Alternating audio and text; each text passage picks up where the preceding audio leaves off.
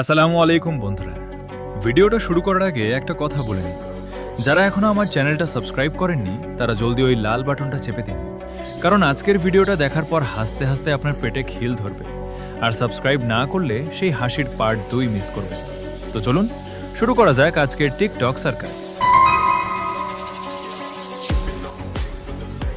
ভাইরে ভাই, ইন্টারনেটের দুনিয়া এখন যা শুরু হয়েছে তাকে বিনোদন বলবো নাকি মানসিক রোগ বলবো সেটা নিয়ে আমি কনফিউজ। স্ক্রল করলেই দেখি এক ভাই মাঝ রাস্তায় দাঁড়িয়ে এমনভাবে কাঁধ ঝাঁকাচ্ছে যেন তার পিঠের ভেতর কেউ জ্যান্ত ইলিশ মাছ ঢুকিয়ে দিয়েছে। আবার ক্যাপশনে লিখেছে কিং অফ এক্সপ্রেশন। ওরে ভাই, একে এক্সপ্রেশন বলে না, একে বলে মৃগী রোগীর অভিনয়। আপনার এই এক্সপ্রেশন দেখে আপনার পাড়ার ছোট বাচ্চারা ভয় পেয়ে রাতে ঘুমাতে পারছে না, সে খবর কি আছে? আর একদল আছে ফিল্টার সম্রাট। ভিডিওতে তাদের চেহারা দেখলে মনে হয় যেন দুধ দিয়ে ধোয়া কোনো দেবদূত, অথচ বাস্তবে দেখলে তাদের নিজের ফোনও হয়তো তাদের চিনতে পারবে না। ভাই, ফিল্টার দিয়ে তো গায়ের রং সাদা করলেন, কিন্তু ভিডিওর লজিক কি একটু ফিল্টার করা যায় না?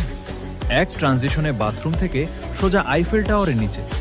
আরে ভাই, আপনার তো নাসাতে থাকা দরকার ছিল, আপনি টিকটকে পড়ে আছেন কেন? সবচেয়ে করুণ দশা হলো ইমোশনাল ভিডিওগুলো। গার্লফ্রেন্ডের সাথে ঝগড়া হয়েছে, ক্যামেরা সেট করো।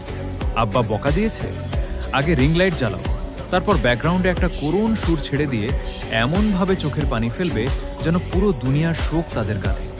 ভাই, আপনাদের কি নিজের জীবনের চেয়ে ভিডিও রিচ বেশি ইম্পর্টেন্ট? ভিউ পাওয়ার জন্য কি এখন মরা মানুষের কবরের পাশে দাঁড়িয়েও নাচতে হবে?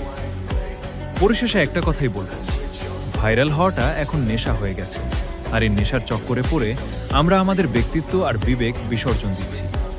রাস্তায় মানুষকে ডিস্টার্ব করা, অদ্ভুত পোশাক পরে নিজেকে হাসির পাত্র বানানো, এটাই কি এখনকার স্মার্টনেস? মনে রাখবেন, লাইক আর কমেন্ট দিয়ে পেট ভরে না, আর জানান আপনার দেখা সবচেয়ে অদ্ভুত টিকটকারকে। দেখা হবে পরের ভিডিওতে। টাটা।